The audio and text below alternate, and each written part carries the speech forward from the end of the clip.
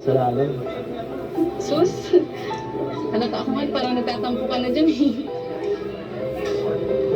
Saan ako magtatampo? Parang hindi mo na ako kanina pinapansin.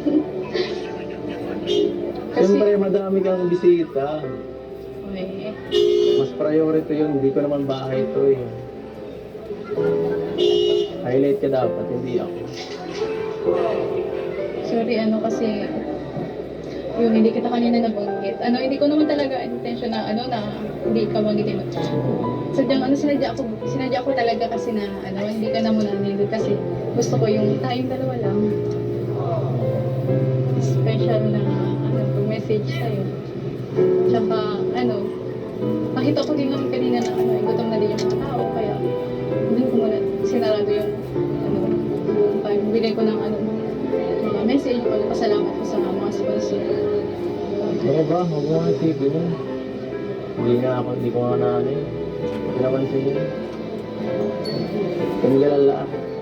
Bakit Hindi naman nararamdaman ko? Parang nagtatampo ka. Dito lang talaga ako dati na doon, no? Hindi. Saka, bukasin mo to, dito sa akin. Dapat ikaw ang mas ma-highlight dito, hindi ako. Alam ko naman pag nagtatampo ka tsaka hindi.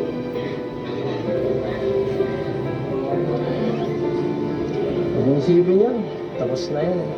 Hindi naman. Maliit na bagay yan.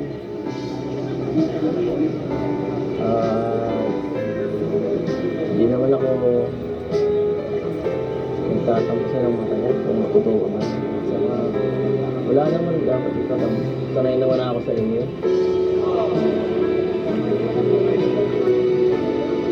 Pero yun ngayon ko na sasabihin.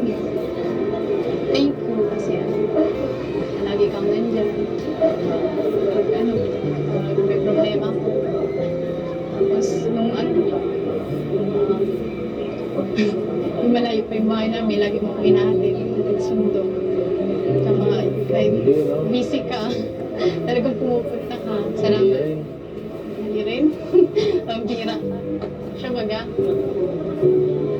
Thank you. Kasi nandiyan ka lagi. Sinusuportahan mo. Tapos pinapalakas mo pa yung loob. Gusto ko talaga kasi private message sa iyo. Tayo lang ba? Okay lang yun. Kaya sana huwag mo masamain yung kanina na hindi kita binagit kanina. Sa harap ng mga ninong natin. Charot. Uwi. Ano ba yan? Hindi ba yung galit? Hindi pala niya pinansin. Sorry na kasi. Okay na kasi pag-aalit. Joke lang.